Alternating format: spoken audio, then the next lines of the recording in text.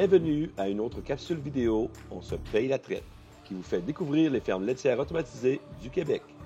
Aujourd'hui, nous sommes à la ferme Ronaline, qui se situe dans la région de l'Amiante, dans les territoires du centre Lélie Dubreuil Équipement. Bonjour Marc, ça va bien? Oui, très bien. Merci de nous recevoir aujourd'hui. J'avais parlé avec Vincent Dubreuil, qui est ton concessionnaire dans ta région.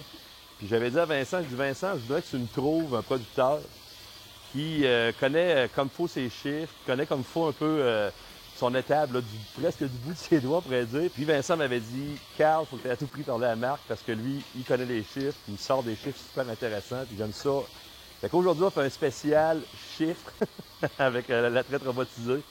Et on dit traite robotisée, mais la ferme automatisée, plus aussi, donc fait qu'on va se concentrer là-dessus aujourd'hui, si ça te dérange pas. Pourquoi tu as passé dans le temps d'étape attachée, quelle année, puis c'était quoi ton but premier? Disons, on dirait le plus grand but de quand tu t'en allais d'étape attachée à stabulation libre, traite robotisée. C'était quoi ton premier point, puis c'était combien de temps? Ben écoute, notre projet, nous autres, on a commencé à le bâtir en 2015 pour le réaliser en 2016. Puis notre plus grand... ce qui nous a poussé à faire un projet comme ça, c'était le temps. Avoir du temps pour nous autres. Puis intégrer, disons, ma conjointe à venir sur la ferme. Elle venait déjà, mais se promenait avec les treilleuses, c'était tout manuel. Donc simplifier les opérations au maximum. Puis les enfants grandissaient ou grandissent aussi. Puis on voulait qu'ils soient capables de faire le train facilement, eux autres aussi. Faciliter la vie de la ferme, c'était le but ultime de ce qu'on est en train de faire. Bon, ben, on va commencer. Donc, on a mis un peu la table, les grandes idées. On voulait peut-être diviser, on s'était parlé un petit peu avant, on va diviser ça peut-être en 3 grands points principaux. On va parler du temps, du coût de fonctionnement, puis de la production telle que telle aussi. Là, même si on a déjà glissé un petit mot, on finira avec ça. Écoute, j'ai sauvé chaud pratiquement 5 heures par jour, tous les jours de ma vie. Écoute, je ne m'aurais pas attendu à ça. Donc, 5 heures fois 7 jours, j'ai une semaine de vacances par semaine. Puis dans ce 35 heures-là, ben, je l'ai subdivisé en parties là, pour récupérer ce temps-là. Il y a 30 que je l'ai donné au sommeil. Parce qu'on sait, quand on se lève de bonne heure, faire des trains, des journées, on fait le train le soir. C'est que là, j'ai un 30 de ce temps-là que je me l'ai donné en sommeil. Très, très apprécié. Après ça, un 30 que j'ai donné de ce 35 heures-là à la famille. Donc, être plus proche de ma blonde, des enfants, essayer de faire des activités un peu plus. Du temps pour moi aussi, bien entendu. Avoir un équilibre là-dedans. Et le 40 qui reste, c'est à peu près 14 heures par semaine. Je fais de la gestion, j'appelle ça moi de la gestion pure. Je vais rentrer dans mon bureau, puis je compte. Ça m'a amené à faire des améliorations dans plusieurs postes. Ça m'a donné l'opportunité d'agrandir ma grange parce que je trouvais, à force de compter, j'ai trouvé des moyens de faire ça. Puis, en fin de compte, on est dans une belle période là, pour nous autres. Puis, c'est pas juste moi. On s'est bâti un réseau aussi avec des années, avec des intervenants en qui qu'on a choisi, en qui qu'on a confiance. Puis, avec ces personnes-là, ben, ça nous amène vraiment ailleurs pour prendre des bonnes décisions. Le fait que c'est rendu à, des fois je vais faire des petits rappels, mais quand même 100 kilos au lieu de 38, donc presque 3 fois la production. As-tu plus de monde qui travaille pour toi ou parce que tu t'es sauvé du temps à toi, comment ça marche? Écoute, j'ai fait les calculs par rapport à ça. À 38 kilos au jour, j'avais un gars à 30 heures semaine à peu près pour m'aider. On a une érablière aussi, ça fait que le temps d'érablière, bon, la traite, les chantiers de récolte. Donc, j'avais un gars à 30 heures semaine. À cette heure, maintenant, j'ai un gars 20 heures semaine pour faire un peu les mêmes travaux. Mais vu que les tâches sont toutes automatisées, ça nous donne beaucoup de temps. Ça coûte moins cher de temps d'employé. Mais ça a été de la planification de projet, planification.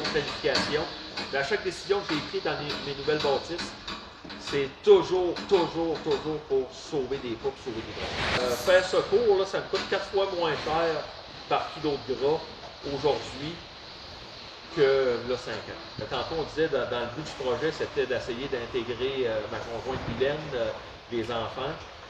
Puis ça et tout, je pense qu'on a quand même bien réussi parce que, disons que dans le temps des sucres, ben, je suis capable de faire le train avec Antoine, qui est notre alpeur de ce temps-là.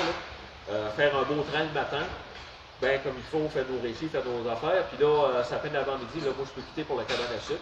Puis le soir, ben, Guylaine et les enfants peuvent venir passer à peu près en 45 minutes pour faire le train du soir. Le train est fait des 100 kg au jour.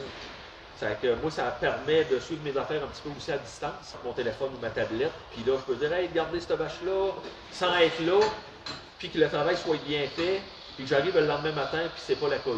Ça fait que le temps de la cabane à sucre, c'est apprécié beaucoup. Puis dans le temps des chantiers de froid, c'est la même chose.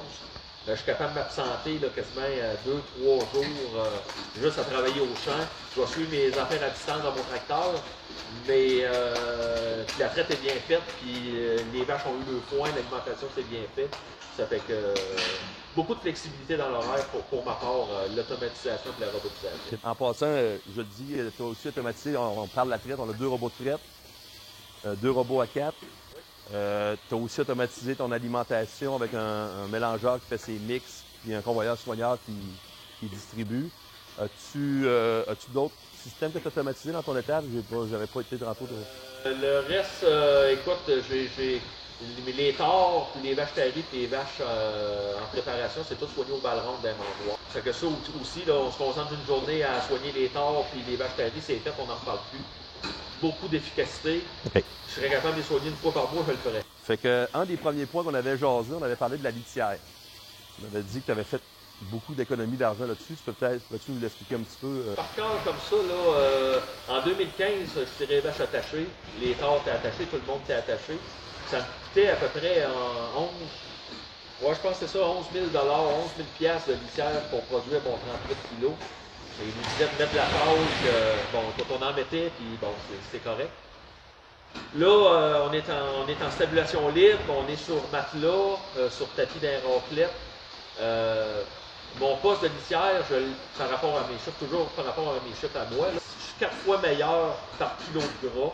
Puis on mettait de la litière parce que moi j'aimais ça tirer mes vaches en bottine propre. Ça fait que là, on a pu, en stabulation libre, ben, les vaches, le temps qu'ils sont debout, ben, ils sont pas dans les logettes. Le temps qu'ils sont au robot, ils ne sont pas dans les logettes. Le temps qu'ils boivent, ils sont dans l'abreuvoir, ils ne sont pas dans les logettes. Donc la logette reste beaucoup plus sec. Puis on met nos matelas sont quand même toujours caillés, mais ça en prend beaucoup, beaucoup de droit. Deuxième point qu'on avait parlé, on avait parlé des produits de lavage. Par produits de lavage, on va parler savon, acide, bain de crayon. Ça ne me coûte pas plus cher qu'en 2015, mais je fais 2,5 fois plus de lait. Donc je suis 2 fois meilleur par rapport à mes produits de lavage, bain de crayon, mes accessoires de l'électricité. Donc ça, c'est une bonne nouvelle, presque est apparue. Oui, écoute, c'est des choses qu'on espérait que ça arriverait, mais qu'on ne pouvait pas quantifier quand j'ai monté mon projet. L'électricité, ce point-là, c'est quand même un point majeur aussi, hein, tu dépenses à tous les mois. Fait que, pour l'électricité, dans 2015, avant, quand j'étais conventionnel, ça me coûtait à peu près 11 000 d'électricité par année. J'ai mes 2 robots de traite, j'ai beaucoup plus de ventilation, j'ai beaucoup plus de lumière, puis j'ai mon mélangeur qui soigne les vaches avec des convoyeurs nourrisseurs. Ça, c'est toute l'électricité qui font le travail. Puis je me situe à peu près à 21 000 en 2020. C'est pas mal la moyenne en 2019 aussi. Ça fait que, malgré tout ça, ça me coûte 37 % de moins cher par kilo de gras d'électricité. Puis ça, j'aurais pas cru ça au départ, mais je trouve que l'exercice, c'est le fun à faire parce que, tu sais, des fois, quand on dit qu'on pollue plus ou qu'on, tu sais, l'agriculture, ben là, avec ces chiffres-là, moi, en tout cas, chez nous, je suis très conscient que ma ferme, je suis meilleur qu'avant. Vétérinaire, un autre point que tu dis, vétérinaire, que j'ai sauvé beaucoup. Je vais te demander pourquoi, me donner tes chiffres. Écoute, mon vétérinaire par kilo de gras, ça aussi, j'ai beaucoup amélioré mes choses. Donc, par kilo de gras, ça aussi, c'est à peu près à 4 fois moins cher. Tu sais, ça me coûtait peut-être 7 000 quand j'étais conventionnel, déclenchais beaucoup les vaches à l'Italie, à Fertiline. Là, maintenant que mes robots, mes médailles font un travail, je me fie à mes médailles à 100%, c'est pas compliqué. Toutes les attentions de santé sur mon robot, rumination, déplacement, température du lait, tous des outils que la robotisation me donne, c'est à moi de les utiliser. Donc, je peux être beaucoup plus rapide dans l'intervention. l'acétonomie, j'ai des robots avec des balances, j'ai mes tests de gras, mes tests de protéines. Parce que tout de suite, je suis capable de réagir à une vache. Donc, tout ça fait que j'appelle moins mon vétérinaire parce qu'il me fait plus confiance. Puis, le temps, le 5 heures par jour que je vais regagner, ben, des fois, quand j'ai une vache de malade, j'ai le temps de prendre 1h30, 2 heures avec elle pour m'en occuper. Ce que je n'avais vraiment pas avant. Mon vétérinaire m'en sert plus comme consultant. Dis-moi comment m'orienter face à tel problème, on va trouver une solution, qu'un exécutant, dans le fond. Un autre point qu'on avait jasé aussi dans le coût de fonctionnement, c'était vraiment le coût d'entretien de ton système. Le système à table attachée, qui était en retrait automatique, puis le système de 2 robots aujourd'hui, qui est rendu de 2 robots. C'est quoi le coût d'entretien de ces machines-là? C'est une grosse différence? Ben écoute, ça aussi, j'ai fait des calculs avant, puis où est-ce que je suis rendu là. Puis par kilo de gras, encore là, c'est pas 2 fois, là, mais j'ai une amélioration d'à peu près 30%. Je suis meilleur de 30% sur mes coûts d'entretien purs de système de traite versus mes treilleuses d'avant. Okay. Depuis 5 ans, c'est comme ça qu'on travaille, qu'avant 5 ans, on travaillait vraiment nos dépenses, on travaillait vraiment fort sur nos dépenses, mais je n'avais pas le réflexe de dire on va augmenter nos revenus. Mais ça, je suis quand même content de ça, de dire que j'ai monté mon quota, mais dans l'automatisation. C'est ça, comme le matin, là, on arrive à 8 heures le matin. Je ne te dis pas quand les arabes coulent et que c'est le temps des chantiers. Ben, un temps normal, tout le monde rentre à 8 heures à la ferme le matin, on fait nos choses.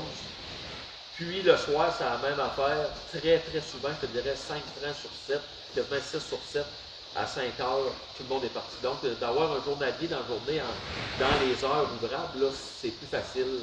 Moi, je trouve ça plus facile là, que dans mon ancien système, où est-ce qu'il fallait se lever de bonne heure, puis retirer les vaches 12 heures après. Là. Hey Marc, en finissant, ben merci premièrement. Puis peut-être en finissant, je te dirais, le circuit de 4-5 ans, quand tu l'as fait, est-ce que tu te dis, j'aurais dû le faire 3-4 ans plus tôt. Tu donnes à tes enfants, tu es fier de donner ça à tes enfants s'ils veulent comme de raison ou pas? Ben, dans le fond, quand on a débuté le projet, là, c'était vraiment pour nous autres. Okay. C'était vraiment pour nous autres. Puis dans les années avant de faire le projet, on a eu, mes parents ont été malades, mes 2 parents ont été hospitalisés à un moment. Mon père a eu un cancer. Mon père est décédé, puis suite à ces épreuves-là, ça nous a fait réaliser que, en tout cas moi personnellement, puis Guylaine, ça nous a fait réaliser qu'on était en mode action parce que la vie est courte, puis bon, on l'a fait, c'est ça, vraiment pour nous autres, puis s'aider pour la main-d'œuvre, pour les enfants, puis pour monter un projet comme ça, on a visité beaucoup de fermes. À chaque fois qu'on visitait des fermes, c'était clair. OK, ça c'est correct, ça c'est pour nous autres, ça c'est pas pour nous autres. Puis on a décortiqué ça parce que tu peux pas faire ça, un projet comme ça, tout seul chez vous. C'est ça, ça prend du temps, ça prend un réseau, des personnes qui travaillent avec toi pour dire, écoute, non, ça c'est la bonne direction. Puis on fait pas ça une fois par année, là, se rencontrer, c'est plusieurs fois par semaine. Et c'est un peu le chemin qu'on a pris pour arriver à notre. Gros merci. Ça fait plaisir, Carl. Salut bien, bye.